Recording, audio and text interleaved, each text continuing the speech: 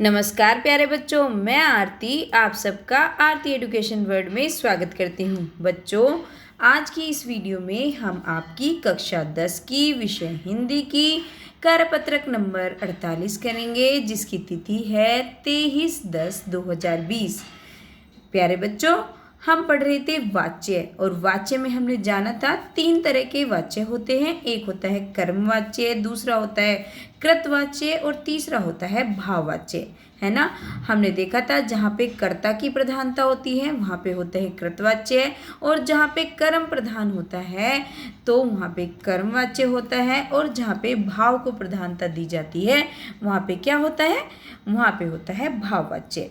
तो आज की जो वर्कशीट आई है उसका टॉपिक भी है वाच्य परिवर्तन। तो इसका मतलब हम आज सीखेंगे एक वाच्य से दूसरे वाच्य में वाक्य को बदलना। ठीक है, तो आज हम इस वर्कशीट के अंदर सीखेंगे कर्तवाच्य से कर्मवाच्य में। ठीक है, क्योंकि अगली वर्कशीट शायद आपकी आएगी कर्मवाच्य से कृतवाच्य में, लेकिन आज हम सीखेंगे जो कृतवाच्य वाक्य होते हैं उनको कर्मवाच्य वाक्यों में कैसे बदला जाता है। कृतवाच्य से कर्मवाच्य में परिवर्तन के लिए कुछ पॉइंट होते हैं, कुछ बिंदु होते हैं, उन्हें देख लेते हैं हम ध्यान से। पहले देखिए, जब पहले कर्मवाच्य की मुख्य क्रिया का सामान्य भूतकाल में बदलिए। जो कर्मवाच्य होता है उसकी जो मेन वर्ब है, जो मुख्य क्रिया है, उसको क्या करना है, भूतकाल में बदलना है। ठीक है, उसको क्या करते हैं, भूतकाल में बदलते हैं, सामान्य भूतकाल में। ठीक है, उस परिवर्तित क्रिया के साथ जाना क्रिया का काल पुरुष वचन लिंग के अनुसार जो रूप हो उसे जोड़कर साधारण क्रिया को संयुक्त क्रिया बना दिया जाता है। मतलब जो आपको साधारण क्रिया होती है, जैसे करते हैं तो उसको किया जाता है ना, इस तरीके से, है ना। तो इस तरीके से हम बना देते हैं, जो साधारण क्रिया को संयुक्त क्रिया, जुड़ी हुई क्रिया बना देते हैं। और कृतवाच्य के कर्ता के साथ कोई विभक्ति लगी हो तो उसे हटा देते हैं। अगर कोई विभक्ति लगी हो तो उसे क्या करते हैं, हटा देते हैं। जैसे ने, या और भी कोई, जैसे गांधी जी ने असहयोग आंदोलन चलाया था तो हमने ने हटा दिया, उसकी जगह पे या तो हम से लगाते हैं, या फिर जो 95% केसेस में हम के द्वारा लगाते हैं, कहीं कहीं पे से भी लगा सकते हैं। ठीक है, यदि कर्म के साथ कोई विभक्ति लगी हो तो उसे हटा दो, है ना। तो ये करना होता है हम जब कृतवाच्य वाक्य से कर्मवाच्य बनाते हैं, क्योंकि जो कृतवाच्य वाक्य होता है, जैसे कृतवाच्य क्या है, राम ने रावण को मारा, है ना। लेकिन जब इसको हम कर्मवाच्य बनाएंगे तो कैसे होंगे, राम द्वारा रावण मारा गया, इस तरीके से बनेगा। तो इस तरीके से ही हम सारे सेंटेंसेस को बनाते हैं। देखिए, कुछ एग्जाम्पल्स दिए हैं इन्होंने हमारे लिए करने के लिए। पहले इन एग्जाम्पल्स को देखेंगे, फिर उसके बाद हम क्या करेंगे, जो इसमें कृतवाच्य दिए हैं उनको कर्मवाच्य में चेंज करेंगे। देखिए, पहला वाक्य दिया है, शेर शिकार करते हैं। तो शेर शिकार करते हैं, तो इसको कैसे बना देंगे, शेर के द्वारा शिकार किया जाता है। अब हमने क्या करा, इसमें के द्वारा लगा दिया, है ना, और जो करते हैं उसका क्या कर दिया, किया जाता है। ठीक है, इस तरीके से हमने कृतवाच्य का कर्मवाच्य बना दिया। अब देखिए, दूसरा सेंटेंस इन्होंने दिया है, महात्मा गांधी ने असहयोग आंदोलन चलाया था। तो इसको कैसे बना देंगे, महात्मा गांधी के द्वारा असहयोग आंदोलन चलाया गया था।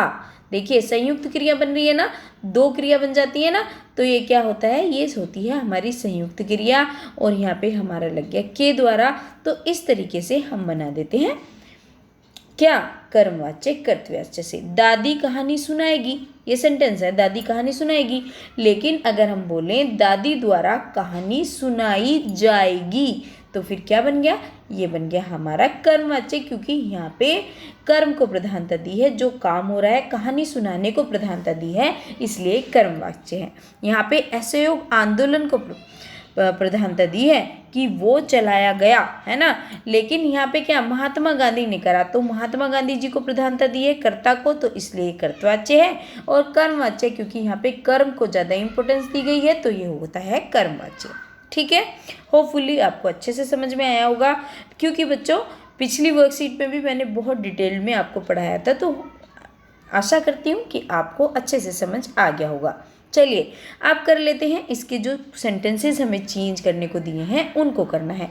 जैसे पहला सेंटेंस है मनीषा ने सुंदर चित्र बनाए, तो मनीषा के द्वारा सुंदर चित्र बनाए गए। इस तरीके से हम इस सेंटेंस को बना देंगे। देखिए पहला सेंटेंस क्या है आपका, पहला सेंटेंस है आपका ये मनीषा ने सुंदर चित्र बनाए, तो इसको लिख देंगे मनीषा द्वारा सुंदर चित्र बनाए गए। ये हो गया आपका पहला वाक्य, क्योंकि ये कृतवाच्य था आपका और इसका कर्मवाच्य हमने ऐसे बना दिया। अब देखते हैं दूसरा सेंटेंस क्या है। दूसरा सेंटेंस है ये आपका शिल्पकार मूर्ति बनाता है, तो इसको कैसे बना देंगे, कर्मवाच्य बनाते हुए इसका क्या बना देंगे, इसका कर्मवाच्य बनाते हुए हम बना देंगे शिल्पकार द्वारा मूर्ति गढ़ी जाती है। मूर्ति गढ़ता है होगा, देखो सेंटेंस क्या है, एक सेकंड देख लेते हैं। मूर्ति गढ़ता है ना, ये सेंटेंस है। शिल्पकार मूर्ति करता नहीं है, मूर्ति गढ़ता है, राइट। तो इसको बना देंगे शिल्पकार द्वारा मूर्ति गढ़ी जाती है। ठीक है, ये हो गया हमारा कर्मवाच्य।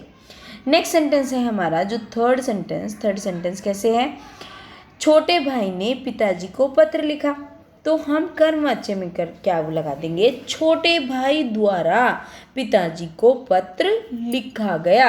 ये हो गया हमारे, हमने दी किसको, पत्र को प्रधानता कि पत्र लिखा गया, तो जब हमने कर्म को क्योंकि प्रधानता दी है तो इसमें क्या हो गया, ये हो गया कर्मवाच्य, और इसमें हमने द्वारा से ये सेंटेंस बना दिया है, तो ये बन गया हमारा कर्मवाच्य। ये था कृतवाच्य, क्योंकि हमने इसमें छोटे भाई को ज़्यादा प्रधानता दी थी, कर्ता को। अगला सेंटेंस है वह रात में दूध पीकर सोता है ना, तो वह रात में दूध पीकर सोता है, इसको बना दो कर्मवाच्य। बिल्कुल आप बहुत समझदार हैं, मुझे पता है सब कर लोगे। उसके द्वारा रात में दूध पिया जाता है, तो ये हो गया हमारा कर्मवाच्य, क्योंकि वह द्वारा तो होगा नहीं, तो उसके होगा, तो क्या होगा, उसके द्वारा रात में दूध पिया जाता है। देखते हैं सेंटेंस क्या है, एक मिनट बच्चों। वह रात में दूध पीकर सोता है, ठीक है, ये है वह रात में, तो ये भी तो आसान है, इसमें क्या करना है। अच्छा हुआ ये गलत हो गया, थोड़ी सी आपने भी अपनी अकल लगाई होगी, क्योंकि बच्चों ये ज़रूरी है कि आप नहीं करोगे तो कैसे होगा। उसके द्वारा रात में दूध पिया जाता है, या ये लिखो वह उसके द्वारा रात में दूध पीकर सोया जाता है। क्या करेंगे, दूध पीकर सोया जाता है ना बच्चों। ये ऐसे बन जाएगा आपका सेंटेंस, ठीक है, क्योंकि दूध पीकर सोता है, तो दूध पीकर रात में उसके द्वारा रात में दूध पीकर सोया जाता है। आप इसको ऐसे लिख लेंगे, करेक्ट है। चलिए come to the next sentence. Next sentence है, नेक्स्ट मतलब अगला वाक्य, तुम आजकल क्रिकेट नहीं खेलते हो, तो क्या लिखेंगे इसका, तुम्हारे द्वारा आजकल क्रिकेट नहीं खेला जाता है। ये हो गया इसका कर्मवाच्य। कर्तवाच्य का हमने कर्मवाच्य द्वारा जोड़कर और खेला जाता जोड़कर बना दिया है। अगला सेंटेंस, इससे इजी बच्चों कुछ नहीं हो सकता। जितनी इजी वर्कशीट आई है, I would say it is the easiest worksheet. अभी तक जितनी भी वर्कशीट आई हैं आपकी क्लास की, सबसे इजी वर्कशीट्स में से ये एक है, one of the easiest worksheet. ईश्वर हमारी रक्षा करेंगे, तो आप बना दोगे ईश्वर द्वारा हमारी रक्षा होगी, राइट। तो इस तरीके से आप बना दोगे इसका कर्मवाच्य। अब देखते हैं अगला सेंटेंस, सातवां सेंटेंस, वह हमेशा मास्क पहनता है, तो उसके द्वारा हमेशा मास्क पहना जाता है। ये हो गया हमारा कर्मवाच्य। अगला कृतवाच्य सेंटेंस क्या है, पिताजी ने बच्चे को डांट लगाई, तो इसको कैसे लिख देंगे, पिताजी द्वारा बच्चे को डांट लगाई गई। ये हो गया हमारा कर्मवाच्य, क्योंकि क्या हुआ, पिताजी द्वारा डांट लगाई गई, इसलिए हमारा हो गया कर्मवाच्य। सारे के सारे सेंटेंस सेम ही बन रहे हैं, कुछ अलग है ही नहीं, तो आपको कुछ भी करने को नहीं है। मुझे लगता है कि आपको इससे आसान शायद ही कुछ लगे। कृतवाच्य सेंटेंस है, रफ़ीक ने आज बढ़िया फुटबॉल खेला था, तो इसका बना दो, रफ़ीक द्वारा आज बढ़िया फुटबॉल खेला गया। ये हो गया हमारा कर्मवाच्य, ठीक है, ये हमारा कर्मवाच्य और ये हमारा था कृतवाच्य, है ना। इस तरीके से है ये। ओके, चलिए come to the last sentence. अब हमारा जो आखिरी वाक्य है इस वर्कशीट का उसको देख लेते हैं। कृतवाच्य है वह आज बाजार नहीं जाएगा, तो इसका कैसे बना देंगे, उसके द्वारा आज बाजार नहीं जाएगा, ठीक है, या उससे आज बाजार नहीं जाया जाएगा, ठीक है। तो आप उसके द्वारा छोड़िए, आप इसमें लगाओ उससे, क्योंकि हमने से तो कहीं लगाया नहीं, वैसे तो बहुत कम यूज़ होता है उससे का, लेकिन आप इसमें उससे लगाओ, उससे आज बाजार नहीं जाया जाएगा। तो ये क्या हो गया, ये हो गया आपका कर्मवाच्य, ठीक है। चलिए बच्चों, ये थी आज की बड़ी ही आसान सी वर्कशीट हिंदी की। अब देखिए, आपको जो कोविड के संदर्भ में भी एक ये चीज़ अपनानी है, क्या 2 गज या 6 फीट की शारीरिक दूरी का आपको पालन करना है, जिसको आप बोलते हो सोशल डिस्टेंसिंग। तो आपको मेंटेन करनी है कितनी, 2 यार्ड्स या 6 फीट की दूरी आपको मेंटेन करके रखनी है किसी भी पब्लिक प्लेस में। डियर स्टूडेंट्स, अब आपको वही काम करने हैं जो आप रोज़ करते हैं। वीडियो को लाइक करेंगे, अपना प्यारा सा कमेंट छोड़ेंगे, और बच्चों ज़्यादा से ज़्यादा वीडियो को प्लीज़ सब शेयर भी करा करो। अगर आप नए आए हो तो आपको चैनल को सब्सक्राइब भी करना है। Thank you students.